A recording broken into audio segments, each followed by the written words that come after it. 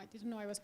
Okay, so it gives me great pleasure to begin this session with Arnau Riera. I'd like to add that the last session gave us the word quantum influencer, so cite properly. This session, I'm delighted to have Arnau Riera from Kilimanjaro, telling us about beyond gate count, time and energy in quantum simulation. Thank you. Thank you. Can you hear me well? Yeah, good.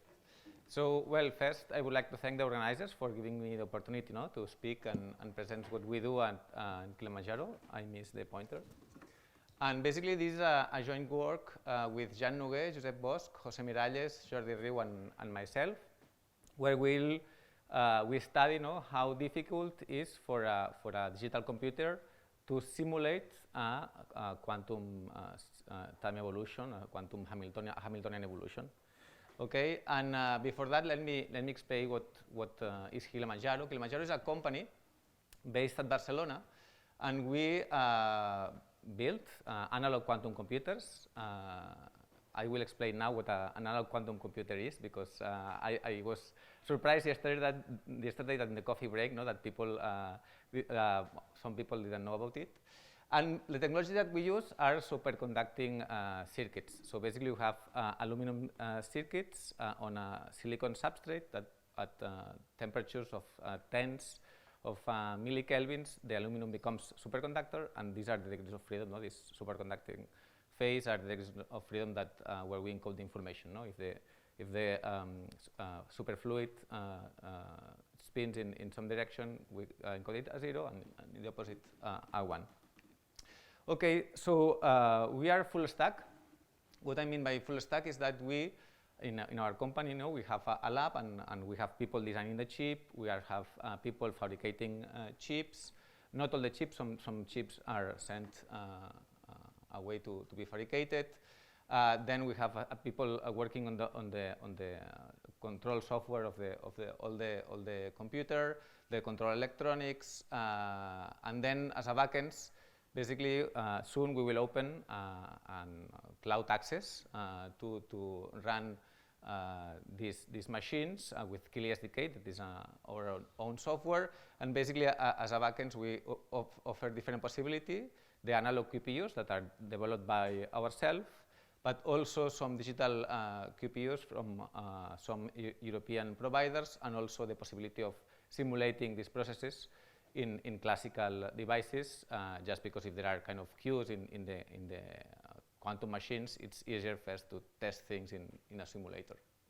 Okay, so this means that we have a large lab with many cables and very expensive stuff and cryostats, and we have also a large team, because we need experts in systems integration, cryogenics, fabrication, design, calibration of all the machines. So we are almost 80 people. I would say that 55 of them, or almost 60, are the technical team, and in this whole team, I belong to the theory division, where we try to develop applications to be run in these machines and other machines, because our machines are currently quite small, so we need to launch them in other machines. So basically here, I just will summarize. So if you go to the Google Scholar of our company, you will see the type of papers that we publish, but I think that it's nice to organize them in these 3 verticals. One is the quantum simulation, that is basic to study out of equilibrium dynamics and this kind of applications. And here, because we developed superconducting chips, that they basically we generate Hamiltonians that are using Hamiltonians with a transfer field. So we try to think ideas of, with these limitations of these precise Hamiltonians, how we can simulate fermions, for instance, and we kind of develop proposals that of some using models whose effective theory behave as fermions.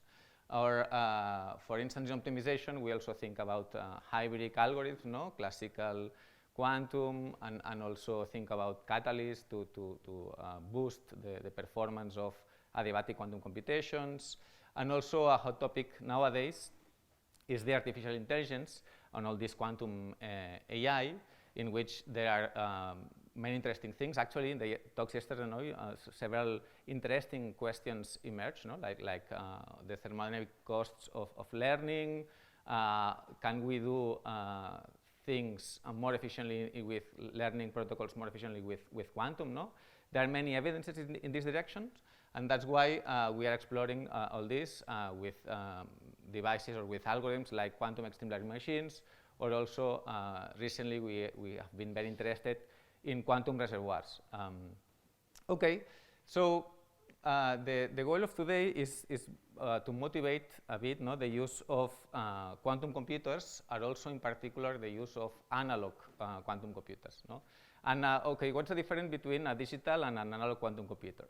So in a digital quantum computer, what you do is you run a quantum circuit. So you have your qubits, and you just implement and execute a sequence of discrete operations that are called gates, and that can be one single qubit gates, 2 qubit gates, and this is how the computation is organized. Okay, so basically you manipulate, you change the quantum information stored in your memory register by performing a sequence of gates. Okay, the analog paradigm is a different computational paradigm that consists of manipulating the quantum information by controlling the Hamiltonian that these qubits fill. Basically, it would be the most, for us, the most natural one. Okay, so basically here the idea is that first, that if we want to compare quantum machines to classical machines, it's very important to specify a task, because there are tasks in which there is a huge advantage and other tasks in which there is no advantage at all. Okay, and here the advantage that I will study today will be the performing a Hamiltonian time evolution that is basically, implementing this time evolution operator on a given quantum state. Okay, this task is useful in many different scenarios and applications. For instance, in optimization, if you run in a digital computer the so-called QEI algorithm, basically you commute you interchange the evolution of the Hamiltonian, the non-interacting Hamiltonian X with the evolution of an interacting Hamiltonian. So it's a crucial piece. Also, if you do annealing or an adiabatic quantum computation, basically you interpolate between two Hamiltonians, and you do this by means of a time evolution, a Hamiltonian evolution, in which you gradually interpolate from one Hamiltonian to the other one. In quantum simulation, this is obvious, that the quantum simulation, the typical problem that you want to study is out of equilibrium dynamics. So you initialize your system in a state that is not an eigenstate of the Hamiltonian, and then you want to understand how it evolves under some Hamiltonian. So it's a traditional problem where this happens.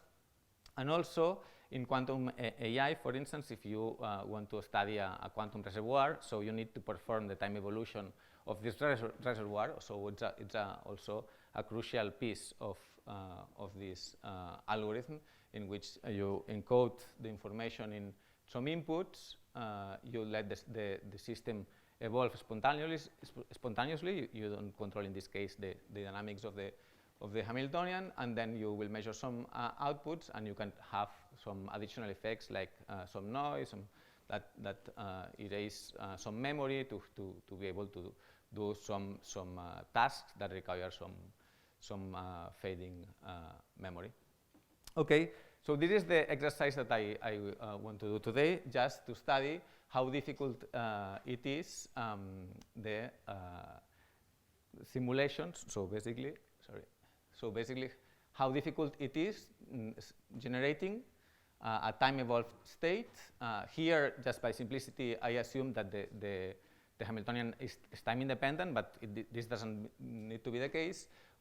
With some error budget eta, so I can allow, I want to approximate this time-evolved state by some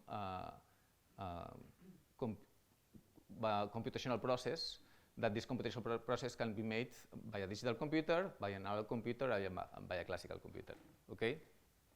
I will not focus much of how we can do this with an analog computer, but because this process is intrinsically designed by an analog, for an analog computer, in the sense it's a natural process of an analog computer. So you basically let the system evolve, and then after some time t, you get the state that you wanted. Okay.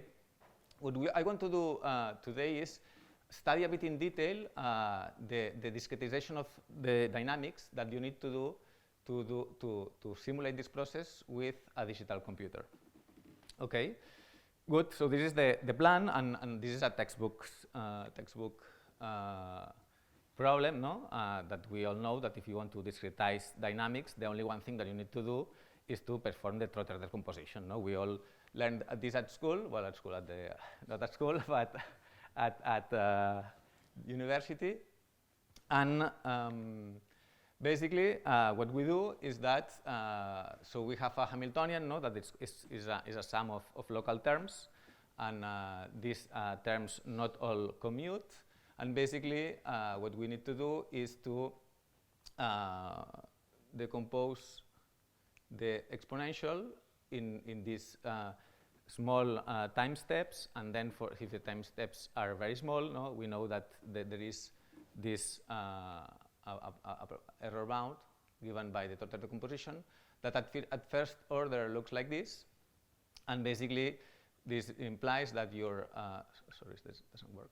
This evolution now breaks down into small pieces that then each small piece will be decomposed into gates. This is the standard total decomposition. Of course, here we did it at first order, but we can also do more complex total decompositions at higher orders. Okay, and basically we have a quantity that will be crucial. That is the Trotter error that tells me, no, how much error I'm producing when I'm doing this approximation, when I break down the Hamiltonian evolution into these small pieces. Okay, so basically the goal of my talk will be to do an estimate, okay, of how many gates I do need to implement to run a specific evolution. And this was an exercise that we did expecting an overhead that we were expecting a small overhead, and the surprise that came to us when we saw that the overhead was much larger than we expected, and this is what I would like to share with you today. Okay, so basically a first question that we need to address is, okay, the Trotter step, no? How thin needs to be this Trotter step, okay?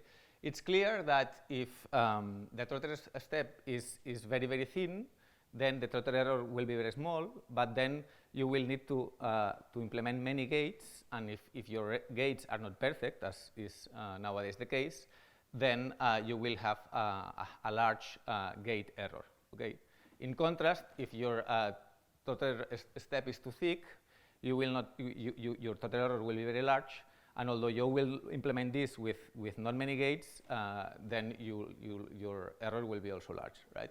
So basically, we have a trade-off situation in which we need to find the optimal Trotter step for which, let's say, the total error, this addition of Trotter error and gate error is minimum.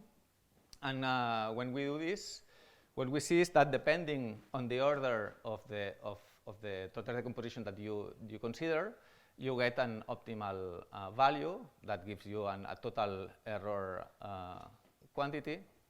And this sweet spot happens when the Trotter error is of the same order of magnitude of the gate error. Okay. So now, because we want to get some numbers from here, what we did is let's consider a concrete example, a Hamiltonian that is basically an Ising Hamiltonian with transverse field and on some interacting graph. Okay, this is an example of a square lattice as interacting graph, and this is the edge set of the interacting graph, and this is the vertex set. Okay, and of course, then we know that, for instance, if we do a first order Trotter decomposition, we have these terms here that are the ones that we need to decompose in terms of gates, and we do this decomposition in terms of gates, and good. Okay, then we can see that depending on the order of the total decomposition that you apply, so you will require more or less gates per layer, and also the number of gates will change depending on the order of the total decomposition. But okay, although here it looks like you require more gates for higher orders, you will also require many less steps. Okay, so it's in principle it's favorable. Actually, what we see is that there is also, in the same way that there is an optimal trotter step, there is an optimal trotter order at which you need to do the trotter decomposition to achieve this minimum error. Okay. Here, depending on the interacting graph, you can parallelize the circuit. So there are many gates that can be implemented simultaneously, and then you can parallelize the circuit. And what you see is that, well, so if you have an interacting graph that has chromatic index chi, so these are the expressions that you get for the length of the circuit, taking into account that many operations can be parallelized. Okay. So basically, now we've said, okay, let's put some numbers. No? Now we have expressions. We wanted to get some numbers in here. And basically, what we did is just considered an example of some chips that we are developing and we'll have next year, just to see, okay, how difficult it is for a digital computer to simulate these processes in the chips. So we basically take some realistic coupling strength of 10 megahertz, the evolution time of 1 microsecond, an error budget of 5%, some realistic values, and also considered, okay, looking at the literature, no, some basically, okay, how long it takes to implement a 2-qubit gate, how long it takes to implement a single qubit gate, what's the gate rate error between 2-qubit gates and single qubit gates, because performing 2-qubit gates is more difficult. Okay, so basically we went to the literature, we saw what were the typical values, and then this is the results that we got. Okay, the process is the following. So given, I will summarize it here at high level. So given some error, we decompose the error in the trotter error and the number of gates. With this, we find for every P, for every order of the trotter decomposition, we find which is the optimal number of trotter steps. We just basically measure how many gates requires this optimal number, and then this also implies, no, which is the gate fidelity that we require to implement this to be within the error bound. Okay, so the numbers that we got were these ones that we were getting, that it's very, very expensive to simulate this analog evolution of relatively small systems, no? And we were very, very surprised by this. So basically, the values that we got are that to simulate a process of 1 microsecond, it requires a fraction of fractions of milliseconds in the digital machine, and the optimal order of the trotter decomposition was the fourth order. And of course, we don't believe that this is the last word. Let's say that this is. So there are many things that can be considered now. Okay, and I will discuss them briefly. I'm running short of time, so basically, the conclusion of this part is that if we do, let's say, a very mathematical or approach with certified accuracy, it's very expensive to simulate with a digital machine an analog process. This reminds me to what we were seeing yesterday, no, of this trade-off between energy and time and accuracy. We saw yesterday this trade-off appeared in several talks yesterday. And of course, now we are in a process of looking for let's say, more relaxed error models in which the errors do not accumulate, but maybe they are stochastic, so sometimes you can have error cancellation. Also, here the task, as I presented at the beginning, was the generation of a quantum state, and fidelities are very sensitive to many particles, so maybe the expectation of local observables is an easier task. And also, there are tricks like considering circuit compilations that giving an initial circuit, maybe you have tricks to kind of shorten it, okay? So we are studying now this, all this. And, but to me, basically the take-home message would be that simulating an analog evolution with a digital device has an overhead, and this overhead is not particularly small, okay? And then also, of course, you could say, okay, what about classical, no? You can do things, can you simulate an analog process with classical? Okay, I don't think that I need to motivate here, no, the use of quantum computers to simulate quantum things. So I will skip this part since I ran out of time, and I would like to also listen to questions. But basically, in the last part, we just considered okay, what about the energy? And basically what we did is that now we know how long it takes for a classical machine or for a digital machine or for an analog machine simulating this Hamiltonian evolution. And the question, okay, and what implications does this have for energy? Okay, so basically we applied the paper that, the findings of the paper that Miquel presented yesterday. And basically, what we have observed is that at least for these superconducting platforms, the energy consumption model is very simple. So basically, most of the energy is consumed by the cryogenics and the control electronics, okay? So it doesn't matter if you send pulses to your chips or not, okay? Basically, the large fraction of energy consumption is this one, and therefore what we see is that, well, the longer a process requires, the execution of a process requires, the more energy it will consume. And then, basically, with this, I will conclude. So I would like to have convinced you that discretizing dynamics is expensive, even if you do it with a digital computer or, of course, with a classical even much more, because you have this Trotter overhead. And therefore, digital computers will be essential, will be super useful, and there are many algorithms that cannot be run in an analog computer. But even once we are in the fault-tolerant era, there will be room for analog machines in the sense that there will be problems that it will be just simply cheaper and to run to solve them in an analog machine. So the whole conclusion would be, to me, is that the future is hybrid.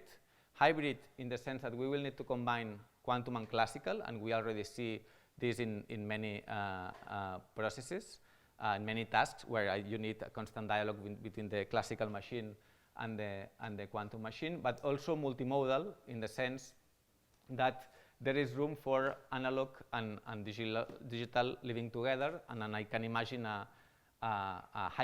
in the future a HPC center in which you have basically different nodes, CPUs, GPUs, analog and digital. And with this, I finish. Thank you. Thank you, Arnau.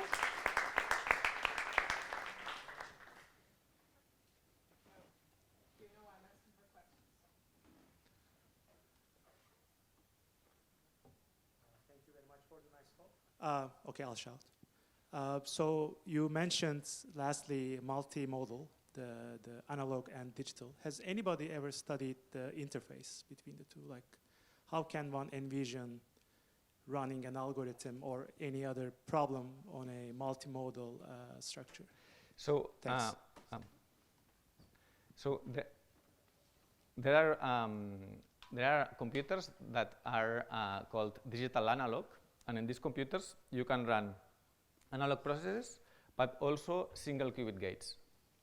And so this has been studied, and that it has been shown like many optimization problems can be solved more efficiently in this type of computers. Integrating together digital and analog, where one chip is, I will speak about superconducting, okay? Because it's the topic that I know more. So so you have transmon qubits in the digital and fluxonium qubits, for instance, in the analog, and how quantum information can be shared. So I don't think that this. So typically, you have so a classical device in between. So you can just decompose the problem, and some part solve it in the digital, some other part in the analog one, and that I don't know. As far as I know, no one studied an integration at the quantum level of this. So the information doesn't need to be transmitted quantum mechanically, classically. So far, the models that we have so far are indeed this case. But maybe this is a good idea to explore. Thank you. First here, and then at the back, please, and then the organizer. Thank you for the presentation. So my question is a bit general about quantum simulation. One thing that I don't understand is that I follow we can evolve the wave function, but at the end of the day, we need to measure. And I guess in many cases, we need exponential. I mean, it depends what we want to measure, but how are we sure that what we want to measure does not explode in terms of overheads for the relevant observables? No, you are totally right. So if you want to do tomography, you will have an exponential cost, because no one will avoid you this. So I think that so it's very problem dependent. So for instance, typically in condensed matter experiments, people are interested in two-body correlators, in single-body observables like magnetization, no? This type of stuff. Right? But I think that we'll have a lot of imagination to see that. Yeah, because you're totally right in the sense that people say, okay, it's trivial, no, that a quantum computer has an exponential advantage with respect to a classical computer. So I agree with you that it's not so clear. So it depends on the process that you want to simulate, and which information you want to extract at the end of this time evolution.